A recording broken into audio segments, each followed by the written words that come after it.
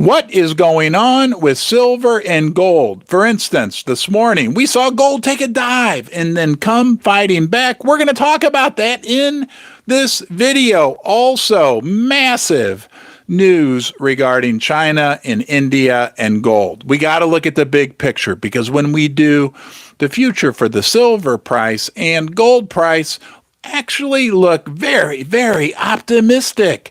I've got some incredible data to share with you guys. We're going to talk about food shortages. Now, that could affect all of us, each and every one of us. I got a great comment from one of our regular viewers, Hillbilly Stacker, and I'm going to read it to you because I think it puts everything into perspective in regards to food supply and why we very well may want to be concerned. We want to make sure we have food. We want to make sure we can afford food. And we're going to talk about that because it's important we eat, right?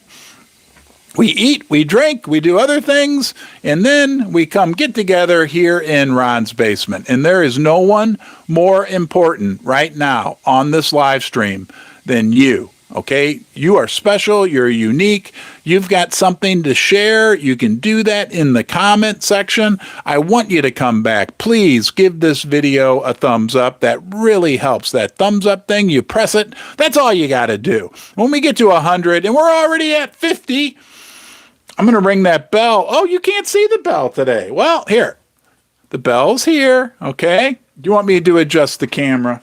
Hold on a second. There we go. Now you can see the bell. Anyway, thumbs up. And please subscribe. If you're not subscribed to my channel, guys, I'm going to do this. I'm going to put out one piece of content every day for the rest of my life. Okay? Think about it. We'll be together for a long, long time. We're basement dwellers. We hang out here. We love to talk about silver and gold. Please subscribe. Also, I want to mention CBDCs.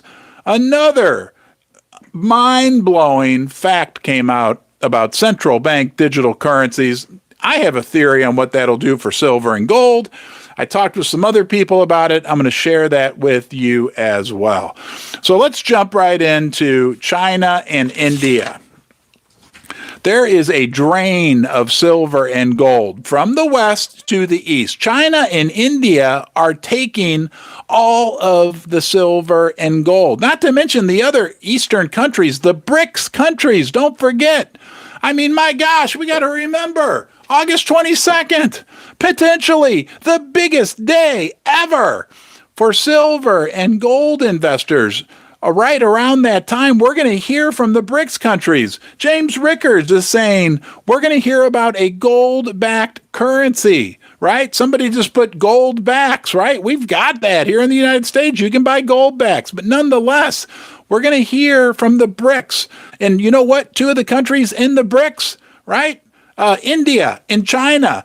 You got to accept the fact they have been sucking all the metals from the West, from the United States, from London over there. Eventually, that's going to bleed through to the silver price and gold price. Absolutely.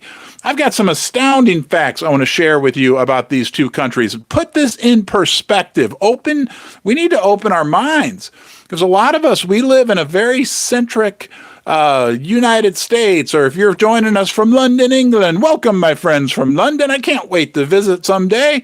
Paris, France, Australia, you guys are all over the world, okay? All over the world. And we gotta remember the Eastern countries look at gold and silver way different than we do. It's interwoven in their history and their culture and their savings habits. And think about this. Put this in perspective, okay? India has 1.4 billion population, 1.4 billion. China has 1.4 billion population combined. Just those two countries, just two of the five BRICS letters, right? That would be the C and the I. But just those two countries have 2.8 billion citizens. How many citizens does the United States of America have, for instance? Who knows? Well, I'm going to ruin it for you. We got 330 million. There are 8.5 times more people in India and China than in the United States, and they all love precious metals. They all want the price of gold and silver to go up, up, up. Okay? Now, the other cool thing to think about when it comes to India and China, right? 2.8 billion people, sure. And I've got some other interesting factoids that I bet you don't know about India and China I'm going to share with you. But when you look at all those people, right, and the fact that they love gold and silver, and there's a little fact you need to also consider. Their economies are growing at the fastest pace in the world. Okay, compared to the United States, compared to England, compared to Australia, they're growing. Now. The other crazy thing to remember is their middle class is growing. Their middle classes are growing, expanding rapidly. People have more disposable income that they can go to their local coin shop. I don't know what they call it in China or India. I've never been to either country. And maybe someday I will. We'll do a Ron's Basement from some dude's basement in India. But nonetheless, right, they go to their local coin shop. They have extra spending money. That's how they save. It's interwoven. So you've got 9 times as many people with an expanding economy, with an expanding middle class that believes in silver and gold. You're going to tell me that the future for the silver price and gold price measured in US dollar unicorn fart dust, gold and silver are the only real money, according to our friend Coin Shop Chris. Everything else is just unicorn fart dust. Consider this about China. 102 cities with over 1 million people. Their army has 2 million, right? The United States are their defense, their whatever you want to call it, their military. 2 million people, 2 million soldiers. America, 1.4 million. That's just China. India has 1.4 million in their military, right? We always say, like, what's the dollar backed by? You tell me, what's the dollar backed by, guys? Hey, if you haven't given this a thumbs up, please give it a thumbs up. Don't forget to subscribe. And I'm always very appreciative for super chats. It helps. You know, I had to put a new hot water heater in yesterday, a new kitchen faucet. I'm just kidding. Only ever give anything if you feel like it and you have extra money. Makes me smile. I'll ring the bell for you. Nonetheless, what's the U.S. dollar backed by? Confidence? What's the beginning of the word confidence? Con, right? It's based on nothing. Hope, trust. Okay. Do you have a lot of hope when you look at your problem and you look at your president? This is not political. I'm not saying anything political, but when you look at your president, okay, do you have a lot of hope?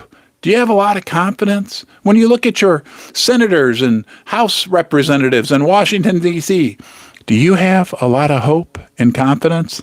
Well, that's what your dollar's based on.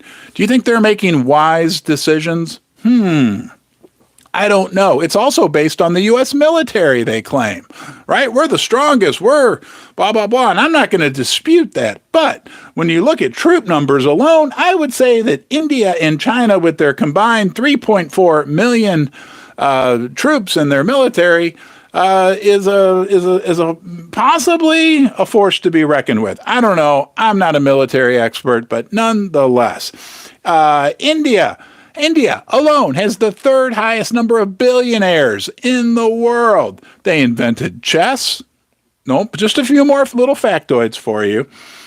And they love silver. Remember last year, guys, the silver price has been rough. It's been a rough go. And I'm not going to joke. On Cinco de Mayo, right? I remember I had Mexican lunch. What did you do on Cinco de Mayo? I was feeling a little richer in dollar terms because silver was $26.20 per ounce on Cinco de Mayo. Now we're fighting for $22, right? But remember this about silver. Last year, the Indians imported 300 million ounces of silver. That was like 35% of the world's mine output, the world's mine supply. This stuff Isn't this beautiful? That's not what I'm going to show you. I'm going to show you something else. This is a piece of silver ore, came from Idaho, from a silver mine. My good friend Ronnie gave it to me. My name's Ron, and I have a friend named Ronnie. Look, this is sweat and blood and energy and everything else. The Indians, they bought 35% of the world's output of that silver last year. This year, almost nothing. People are saying in the second half of the year that could pick up. We'll see, okay? We'll see. India, households have 25,000 metric tons of gold. How much is in Fort Knox? They say 8,000. We're not going to debate that right now, okay? But Indian households have 3 times the amount of gold that's supposedly stored in Fort Knox. Some people, not necessarily me, but I'm not also saying I don't believe this, claim that the gold's not there. I think it was last audited in the 1950s. Are you kidding me? Right? I don't know. But when I look at the big picture, remember, there's 5 letters in BRICS. Brazil, Russia, India, China, and South Africa. Those are just 2 of the 5. That's 40% of the BRICS I just talked about. Do you feel better? I hope you feel better. Because don't forget, we're at the Gold and Silver Summer Camp. Our parents shipped us off, right? You're here dwelling with me in the basement. We're around the old campfire. We had our dinner, and we're talking about silver and gold. We're talking about the big picture. You got to see the forest through the trees, guys. We got to look around the corner. Hey, there's 100 thumbs up, which means 10 rings of the bell. 1, 2, 3, 4, 5, 6, 7, 8, 9, 10. Thanks for all the thumbs up. Thanks to the 200 of you who are joining me right now around the campfire. Do we feel better? Do we feel 206? I want you to stay on here with us now. Maybe we'll hit a record today. Do you feel better? Do you feel better? Huh? Right? Just those 2 oh my God, we know output of silver going down, down, down. The mines are producing less silver. We know the world central banks. Guys, what does that mean? Oh, it doesn't mean it. It means I'm going to get up and leave. Sorry. It means nothing. I don't know what this is crazy. I'm just some guy who talks about silver. I don't know what I'm talking. What does it mean? What does it mean when the world central banks are buying gold at a pace like no other time in history? I think last year, like the last time the central banks bought that much gold was when we were on the gold standard. Hello? Hello? Hello? Hello? Is there anybody in there? Is there anybody? Am I even live? I don't know. Can you hear me? I hope you can hear me. Let's look at some comments real quick. We got a lot more to cover. We haven't even, I'm going to tell you what Hillbilly Stacker had to say. I thought it was fascinating. Hey, Mr. Cut, thank you. Thank you for the super chat. Yeah, it's been stressful lately. Plumbing problems, life problems. You know what it's like, guys, when crap happens. That happens. Cars break down, water heaters break. I'm just such a tightwad. I don't know about you. I hate spending money on stuff like that. Savannah cannot stand the dips. Neither can I. They want our gold cheap. Yeah. Well, don't forget. Hello, Dave Musso, the Golden Griffin. What? Mr. Cut, I just noticed 50 Australian dollars. Wow. I thought that was 5. Thank you, my friend. Thank you, mate. Wow. I will take care, and I'll buy myself an ounce of silver with what you just gave me. That was awesome. Azor says, silver has been a horrible investment for many. On January 1980, yeah, but you got to remember, that was a short window when silver hit $50 back in 1980. Good to see Dave Russo, my Golden Griffin friend. Are we going to run out of food? Are we going to be faced with food shortages here, guys? Mr. Cut, I'm hearing in Australia, they're saying the crop output's going to be down by 30%. Okay? I'm going to read for you guys, and then I'll tell you, I'll give you a few more crazy. Hold on a second. Let me pull this up. Crazy stats about what is going on in China and India. And we're going to talk about CBDCs. Okay, central bank digital currencies. One of our favorite, huh? One of our favorite. This is from Mr. Cut. Or I'm sorry, Hillbilly Stacker. Very, very, very good comment he left on, I think, our food video we did. Apparently, he's a farmer. Listen to this, guys. You got to realize the food we get at the grocery store comes from farms, and this is what's going on. I've got some other data about food, but all right, let me read this. I need to stay on track. Stay with me. It's story time. Hillbilly Stacker said, between late freezes, no rain, then rain too late, my corn crop is pitiful. First planting, I lost 60%. I disked, I think that means plowed, part of it back under, planted again, and then no rain. Again lost, probably half. My last planting is looking good for now, but it's maybe 30% of my total crop. It may be enough to let me slide by, but I'll not be selling any at all. I have an excellent potato crop. That's good to hear. Beans are less than average, but I may pull it off as I planted 30% more. Tomato crop looks better than average, perhaps best year of the last 5, but still plenty of time to change. Had a fair first cutting of hay, but due to a lot of rain, it wasn't as good as it could have been. Lost my entire fruit crop due to late freezes. So no apples, peaches, plums, and pears. None. Nunca. None. When you're on my end of the spectrum, you see the challenges as we producers face. Counting fuel, fertilizer, seed, and labor, the corn crop has really made things tight this season. That's the nature of the business, though. I'm not alone either. A lot of other producers in my area are in the same boat or worse. For now, I'm able to withstand it, but another year or two like this will really make things difficult. We're rooting for you, Hillbilly Stacker. It all affects my bottom line. My model is to try to average, kind of like dollar cost averaging, over a 5-year period with a good profit at least 3 of the 5 years. Of course, the goal is to be profitable every year, but as a producer, you must have a plan B. Oh my gosh, Suzie brought me some coffee. Hello, everyone. Suzie says hi, everybody. Well, I'm in shock. I heard somebody coming down the steps. Do I seem like I need coffee? Like I'm not? Okay, I need coffee. Thanks. Guys, that's from Hillbilly Stacker. Thank you, Suzie. All right. I don't know what to say. I'm in shock. Suzie brought me coffee. All right. Yeah, thank you. But when I read that, a couple things come to mind. Number one, right? It's not easy being a farmer. There's a lot of uncertainty. Number two, that's what we're hearing from all over the world. We're hearing drought conditions in much of the United States, drought conditions, big part of Canada, drought conditions in Canada. We're hearing about the wheat crop being down by 30%, Georgia peaches down by 8%. So guys, we could be in for some really, really scary times when it comes to food.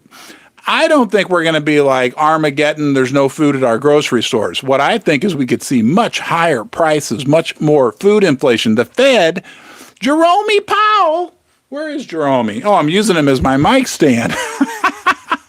Anyway, he can't control the price of food. He can't control the supply of food.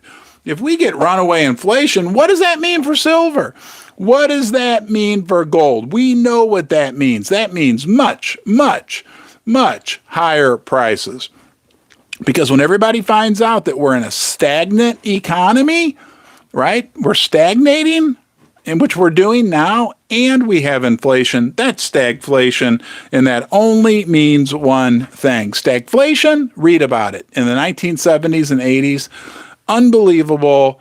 Most fertile soil, sorry to use that analogy, Hillbilly Stacker, but the most fertile soil that you can ask for the silver price and the gold price.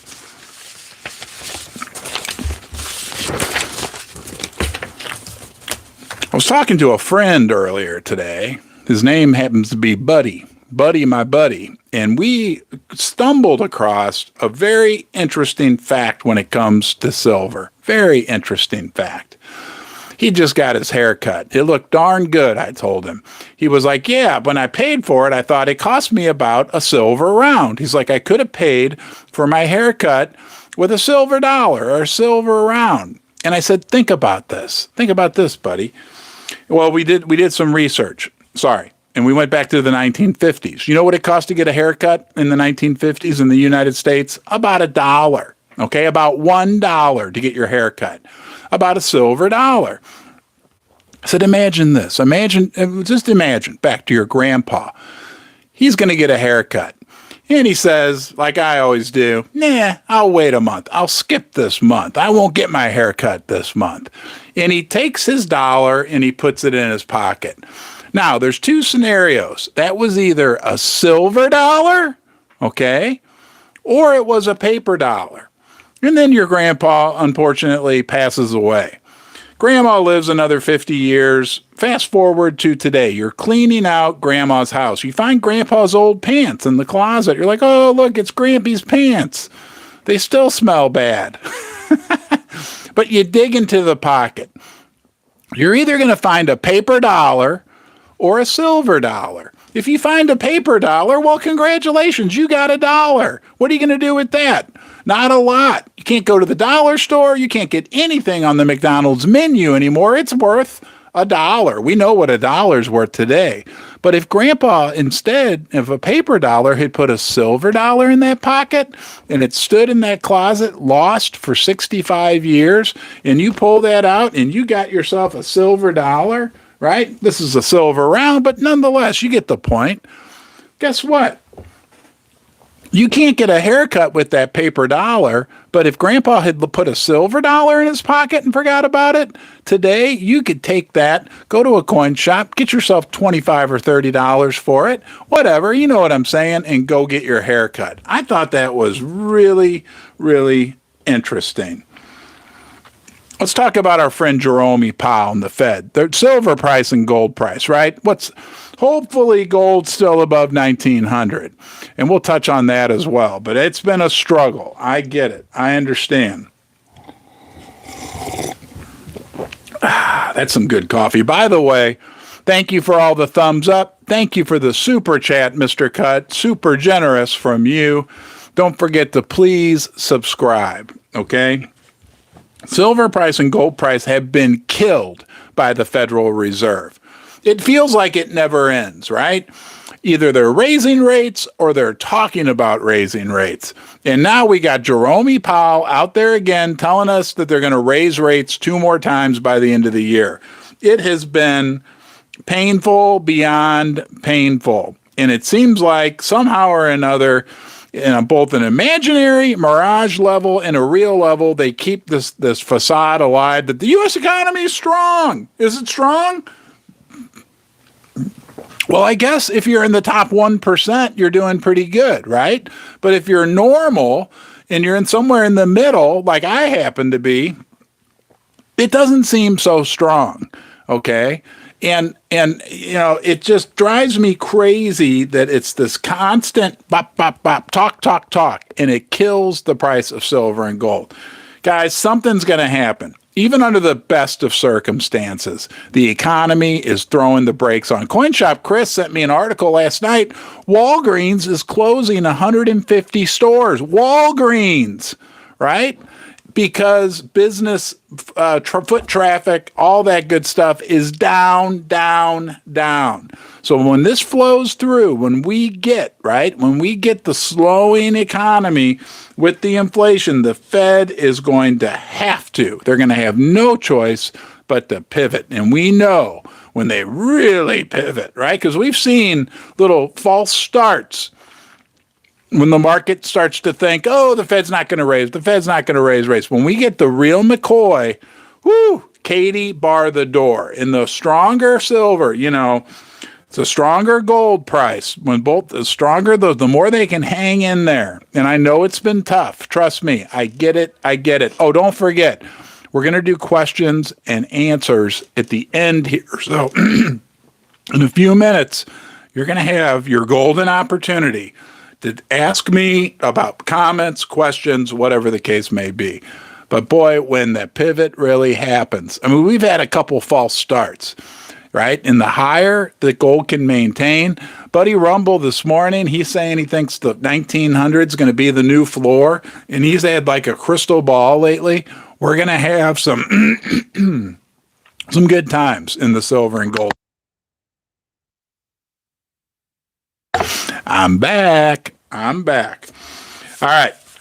Let me hop over to the comments, see what's going on here. I'm a happy stacker, Richard Cooper says. Coin Shop Chris, everybody, please, if you want to say something nice, please thank Coin Shop Chris for all of his tireless efforts to help this channel and Suzie. It is much appreciated. You know, we are a group, we are a community, we are together, and this wouldn't be happening without Coin Shop Chris. And there's Neil Han Dynasty, the guru of platinum, is in the house. If you guys have questions about platinum, address them to Neil. Hillbilly Stacker, metals will eventually. Buying opportunity, yes, they will rebound. Salty Monkey, can you explain why the Fed did not raise rates at the last meeting? No, I can't. But let me comment on that, because I've heard a couple smart people say, don't look at what the Fed says. Don't listen to what they say. Listen to what they do, right? Because we know, we won't go through to it, but remember the whole transitory thing with inflation, temporary thing with inflation. Now, supposedly, they're fighting inflation. Why should we believe what they say? Watch what they do. And statistically speaking, right? I've heard different versions of this thrown out there. Let me know if you've heard this. The Fed, anytime they've paused in recent history, within 90 days, they've cut rates. So who knows? I mean, the other thing to remember is we went through the fastest paced rate hike cycle in history. And those rate hikes, it's not like they raise rates and it immediately has an effect. It might immediately affect the price of silver and gold and the stock market, but it has a much what's called lagging effect in the economy. Meaning if they, right now we're just starting to feel the effects of interest rate hikes that they did 6 to 9 months ago. So, we could be heading into a real storm, a slowdown in the economy with persistent, sticky inflation, right? We know, we heard from Hillbilly Stacker. We've heard from everywhere about food. Oil has been down. What if oil goes up? It could get very interesting. So to answer your question, apparently they didn't raise rates because they were concerned about the economy slowing down. Why else would they not raise rates? Because all they talk about is, we're fighting inflation. We're fighting inflation. We're fighting inflation. Okay, well then why did you pause? Inflation's a problem. Remember, 2 years, 3 years ago, inflation wasn't a problem. Don't have to worry about inflation, blah, blah. Now all of a sudden, inflation's a huge problem. Well, if it is, why did you pause? Yeah, I got some coffee. Yeah, yep. All right, guys, let me touch on CBDC because Reuters had a fascinating article about CBDCs. I didn't know this, okay? 130 countries around the world are in advanced stages of developing CBDCs. Okay, are they're either in the process or in advanced stages. I may have overstated that. That's 98%. That covers 98% of the world's population. CBDCs are coming. Okay, what does that mean for your silver and gold value? Okay, that's the real thing we want to talk about is value. Sure, we can talk about it in terms of price.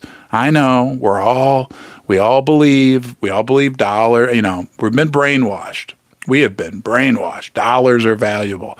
This also relates to the price, but the value of silver and gold. What's it worth? What can you trade an ounce of silver for? What can you trade 100 ounces of silver for? What can you trade an ounce of gold for? And I'm telling you, I think there's a strong possibility that if they put these CBDCs out there, make us all turn in our paper, cash, paper. Can you believe that? We believe paper is valuable. I believe it. Hey, come drop a $100 bill in my mailbox. I'll be happy, right? But when they take that away and the only thing we have is what you look at your little phone and that's where your money is on your phone. I mean, digital, right? Central bank digital currencies. What's the only option? Let me ask you. Somebody, all right, I'm going to ask this to you, the group. It's time to get some feedback. What's the only other option people are going to have for financial privacy, something outside of the CBDCs, right? Things have value, right? Like I can trade my old laptop here. I can trade you that for your old lawnmower, whatever. But what about as a medium of exchange? What if you don't want my old laptop, but you want to still exchange with me? You want to get rid of the old lawnmower. And I've got, let's say, 2 ounces of silver or an ounce of silver. Oh, did I ruin it? Drugs. Good point. Good point. Willis Martin, you get the funny comment of the day. He says you can buy one of Hunter's paintings. Yeah, in case you guys haven't heard, Hunter Biden, the son of our esteemed president that is pulling off an economic miracle, is now a painter. And for some interesting reason, Chinese billionaires have taken a keen interest in buying Hunter's paintings. I think I heard one of them sold for hundreds of thousands of dollars. Don't quote me on that, but I'm pretty sure that's right. Is that coincidence? I'm sure Hunter's just a very talented painter, right? Cigarettes and chocolate. Derek says, I don't know. Henry Ford sold cars for $280. That's right, Roger. Yow. USA unfunded liabilities of $191 trillion. I mean, guys, yeah, where does this end? Really? Where? Tell me. Where does this end? Right now we have $32 trillion. Oh, and by the way, they didn't raise the debt ceiling. They suspended it. We have unlimited. Our government now has an ability to spend as much as they want to approve. Think about that. We just talked about our esteemed president. Let's say, for instance, and I'm not, of course, not referring to our current president, but let's say we had a president who had a son who was a little wayward, let's say. And that president, his son said, Dad, I'm going to be going to Vegas with my buddies. Wouldn't that be like this suspension of the debt limit, the debt ceiling that we did? We allowed our trusted and esteemed politicians now to spend as much as they want. Wouldn't that be akin to this hypothetical president with this hypothetical wayward son, the president giving his son his American Express black card for his trip to Vegas? I'm sure hypothetically, if that hypothetical president's son got into some hypothetical trouble and ran up a big tab, he could always hypothetically do a couple paintings and sell them to some hypothetical Chinese billionaires to pay off the debt. Anyway, yeah, it's a big mess. Mathematically, the United States doesn't work. I have a degree in accounting. I understand numbers, guys. It doesn't work. The only way it works is if you inflate away the debt. Inflate it away. What's that song? Sailing away? Sailing. I'll be right back. I'm going to take a drink of water.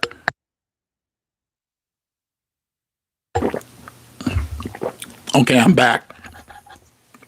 I have to hold my thumb here. There's all kinds. This is crazy doing this to see that the blue light's on. If the blue light's on, that means you can hear me.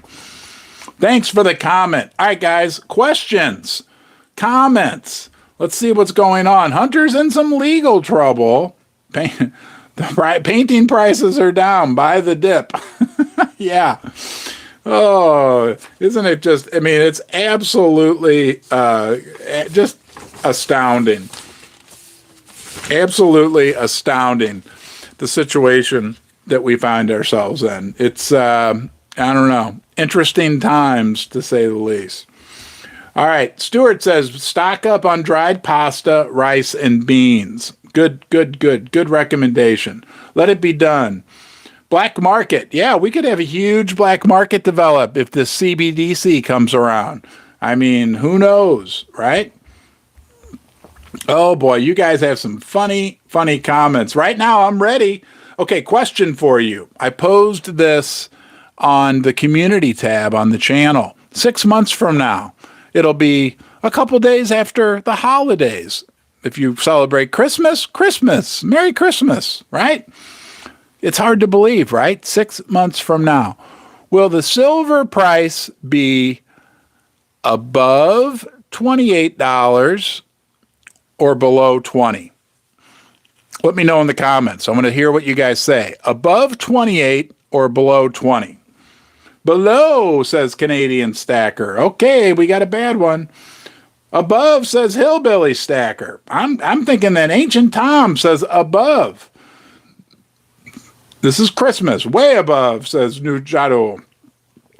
Ricky's House of Crap says, get your silver while you can. Both, says Astro. Above, says Dank. Below, says Azure. Below 20. Russ Beam says below. Neither, says Gregory Green. That's an answer. It's going to be in there. Brett says 26. Coda says above 28. Paul Beeler says above. CoinShop Chris is calling for $38.06. Sean Cornish. Oh no, Sean. Sean is calling for silver. I'm sorry to be at $15. Tony says neither, in the middle. 21, not below, says Donovan. Above is it can't be compared. Laffy Taffy. You're not making me laffy taffy, says $14 silver. Let's be real. China and the U.S. are not fighting. That's an interesting point, Canadian. Sharon says way above. Ken McClure says peaches. Roof Time. Sold mining stocks at a loss. The sentiment in the mining sector is as bad as it's ever been. Brett says 26. Suzie Shea. Suzie. Boy, what a special day. She brought me coffee and she's calling for $85 silver. August 22nd will tell. Yes. $15, says Roof Time. Sean Cornish says no faith. Pat O'Brien says higher. Man, you guys are awesome. I hope 15. Yeah, I'll be backing up the truck if we get that. Okay, how much lower do we think gold and silver will go? Eat once a day and save money. Yeah. Well, as I get older, that seems to be a little easier. I don't know about you guys, but I don't tend to eat as much as I used to. Kimberly Forbes says above. Mr. Cut from Arcadia Headline. Mainstream media says gold sucks. It's a sign that it bottomed. Yeah, I think Dave Kranzler has a video coming out on Arcadia today. I've heard a couple. Have you guys heard a couple stories lately? Oh, the big one about the Wagner Group from Russia, right? Like criminalizing. They still want to criminalize gold and silver, right? Pirates and James Bond movies, the criminals and the Wagner Group, right? I mean, whatever the mainstream media is trying to push down your throat, you can always usually bank on the fact that the opposite is actually what's going on. Yeah, thank you guys. So Roof Time said he got out of the gold mining stocks. I'm not questioning. I don't offer financial advice. It's been extremely painful to own gold mining stocks. I can tell you firsthand. Guys, I eat my own cooking, okay? I've got a big portion of our net worth invested in mining stocks, and it has been absolutely painful, okay? I was talking to Dan Wilton the other day, the CEO of First Mining Gold. He was telling me he thinks it's now absolutely as bad as he's ever seen it regarding interest, sentiment, feelings, whatever you want to call it, toward the precious metal mining sector.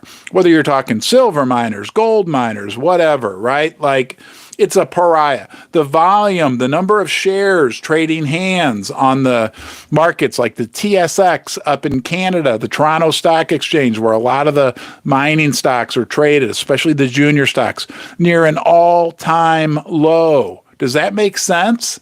Right? It's bizarre, but there's a silver lining. Stay with me on this. There's something good about this. Okay? Look, I was saying we're within striking distance of an all-time high for gold. I'm not going to say that now, but we're within a striking distance of striking distance for an all-time high. Let's just look at gold. Silver, same thing. Silver, I'd say $28, $29. When we get to those levels, $28, $29 silver, when we get to, and we will get to a new all-time high in dollars for gold, right? 2080, 2080 or 2100 or 2200. And sentiment is this bad, right? Go try to talk to one of your neighbors. Go try to talk to somebody about silver and gold or precious metal mining stocks. Nobody cares in the West, right? We covered, though, in China and India. They care, but nobody cares here. Nobody. If we get to an all-time high and we start to see a little bit of coverage, just a little, just a tiny, teeny, it's only going to take, because there's no interest. None. Nunca. None. None. There's no interest in silver and gold. So just a little tiny, tiny bit, right, is going to be like, relatively speaking, a whole lot. And it's going to make the mining stocks start to move. And then maybe we'll get another teeny little bit. And what I'm saying is, we get to a new all-time high, we get the little teeny bits of interest coming back, though it's not going to take a lot of interest to make big moves. It's going to take a little teeny bit, right? It's like if, unfortunately, let's say you had $100,000 and you somehow lose most of it and you're down to 3,000, which is about what the sentiment feels like right now in the precious metal sector, right? And so you got 3,000 for a couple of years, and then you hit some good times, and you suddenly get another 3,000, right? That's a big amount to you. You've doubled, and that's a great direct analogy to what can happen in the precious metal mining sector, and even in the gold and silver physical sector as people get interested again. Okay? It's not going to take a lot. We're not talking about we need millions and millions of people. We just need 1 million people. And there's a lot of people in the world. Don't forget, China and India have 2.8 billion. America has 330 million. Maybe 1 million people in the United States. Let me ask you that question. Out of the 330 million people, and we are the extreme of that. We are the people who like to hang out in the basement, dwell together, right? And talk about silver and gold. But out of the 330 million people, I want you to put a comment in the comment section. 330 million Americans. How many do you think actually actively are interested in and own silver and gold? Is it 10 million? Is it 1 million? Is it 5 million? I want to know. I'm waiting. I'm waiting for you. I'm waiting. Neil says 5. So 5 out of 330 million. Hillbilly Stacker says 3.5. That's about 1%. H and Tom says 15 million. That would be about 5%. Gerald Draper says 1 in 1,000 people. Right. Paul K says 1%. Andrew McKelvin says 2 million, I believe. Gregory Green thinks 500,000 to 1 million. Roof Time thinks, I believe that's 500,000. Coda is the highest so far with 20 million, about 8%, right? Is that right? Yeah, about 8%. Mark Cruel says 2.5 million, less than 1%. Robin Hunters is holding out on us. Brett says 750,000, less than, that's probably 1 in 500 people. Okay. Mace says 1 million. That's where I am. I'd say I'd say about 1 million people are interested in America alone, the richest country in the world. 1 in 330 million, right? So if we get another 500,000 people that wake up, that get scared, and that's what it's going to take, right? Under the best of circumstances, we're probably okay, but let's get some black swans. Let's see if old Jeremy Powell actually raises rates some more, and we get some more banks that go belly up, and we get another 500,000 people. We saw what happened during that little banking situation we had 9, 8, 10 weeks ago, right? Record sales of physical gold and silver. What do you think is going to happen again if we get another 500,000, another million, another 5 million? That'd be like multiples times more money coming in. Man, thank you guys. You've done awesome today. I appreciate you being here, and I'm going to look forward to seeing you, yes, you, next time. Thank you.